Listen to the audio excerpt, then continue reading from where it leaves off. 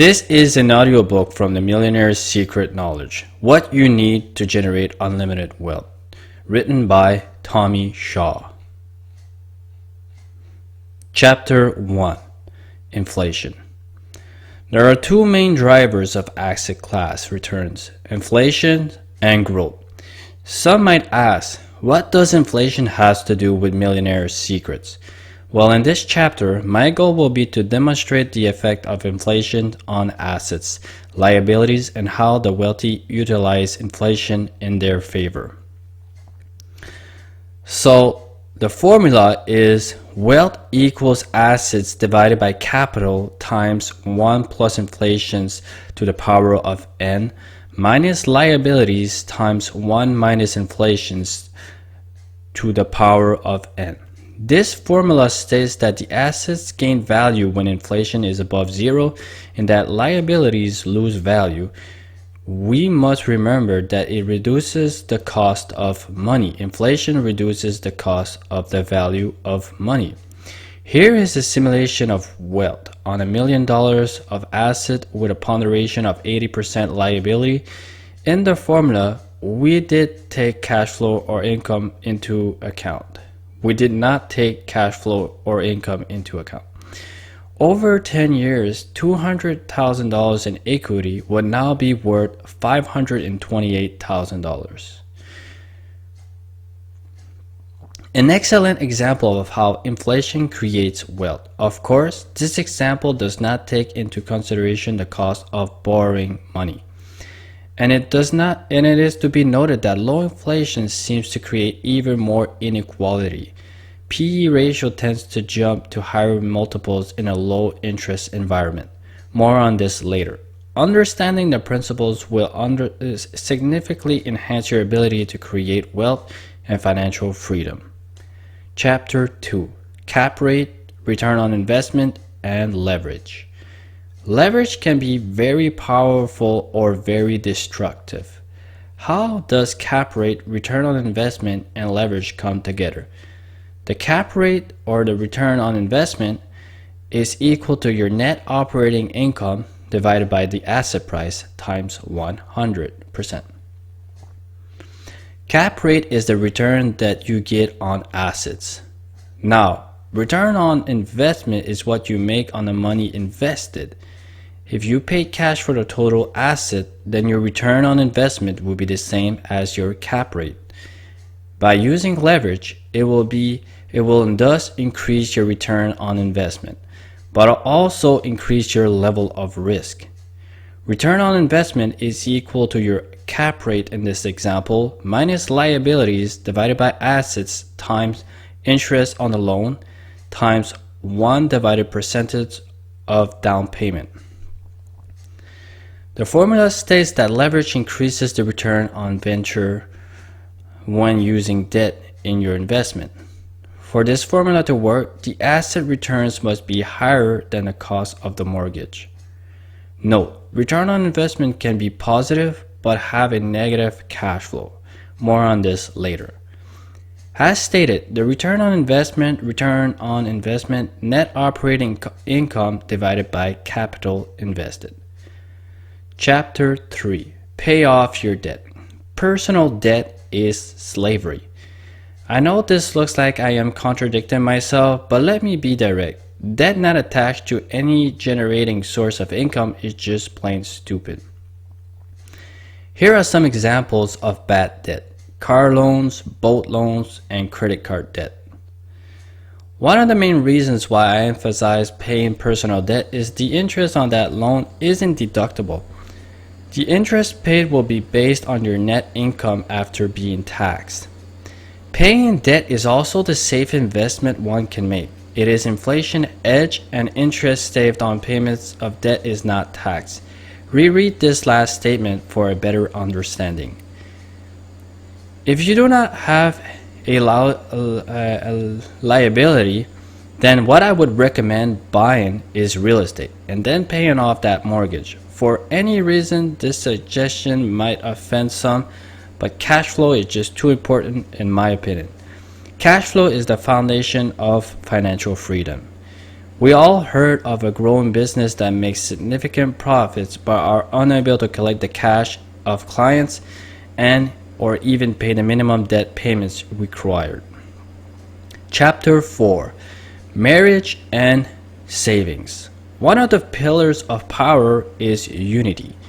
I always been afraid of marriage, but once I got married and started working on my financial freedom, our wealth exploded in value.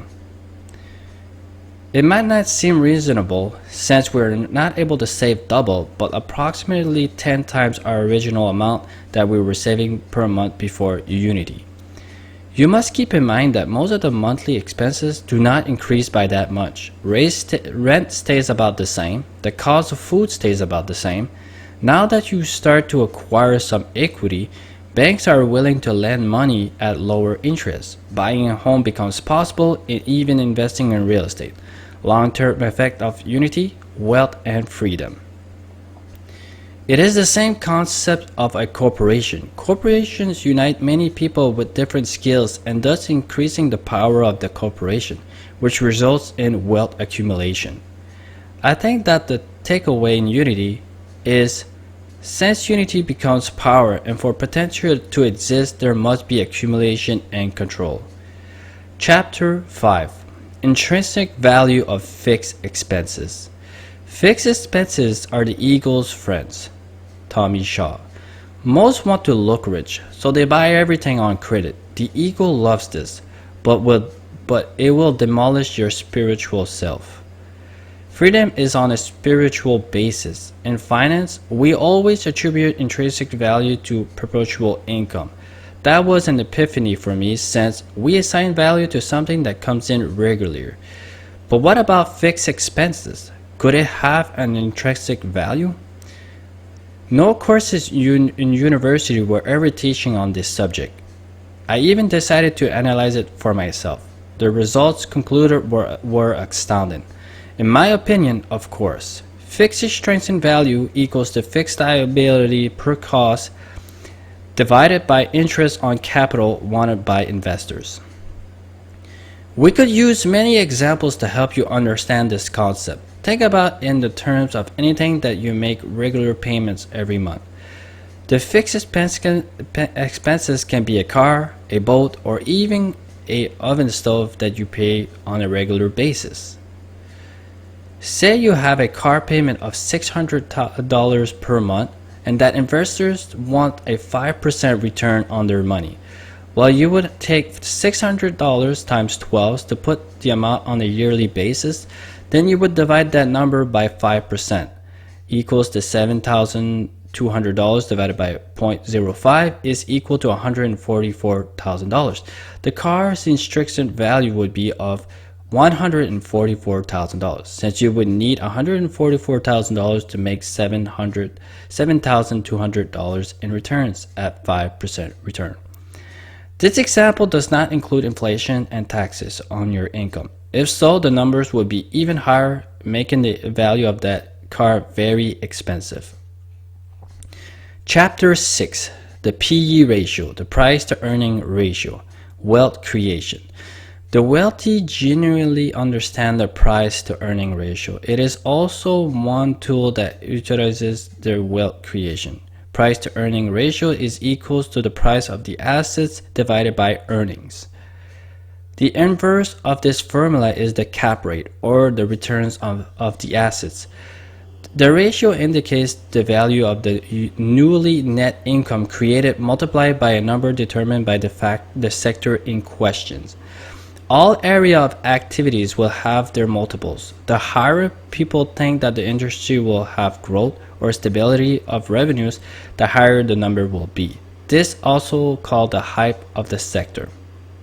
This ratio only applies to assets that generates profits or can be produced in the future. It can't be used to personal income. The PE ratio of an individual is 0. Since you stop exchanging your time, your income vanishes, so does its value. It is one of the reasons that the rich don't work for money. PE ratios can vary and somewhat depending on a sector of the economy. And some fast-growing tech companies can get as high as 100 times PE. $1 net income per share is worth $100 in value. It is the power of price to earning ratio. Businesses take advantage of this, and sometimes the company will sell $1 of equity for $100. Therefore, companies love to sell their shares to finance itself. Remember, the seller on average wins. It is also one of the reasons that it does not take money to make money, and it takes knowledge of how wealth is created. For example, many businesses start with nothing, then they grow the business, hire new personnel, and acquire assets that contribute to the growth of the company. Then one day, the profits of the industry gets 100,000. But if we were to look at the value of the business and say that the PE ratio in this sector was of 10, then you would multiply $100,000 by 10. Then the new value of the company would be worth $1 million. This concept is so powerful since no money was saved, all money was invested, but still the company is now worth $1 million. Imagine a person wanted to save $1 million and they would need to make $10,000 in order to save 10% of their income. To keep $1 million, this is also why the rich don't save money, they create it.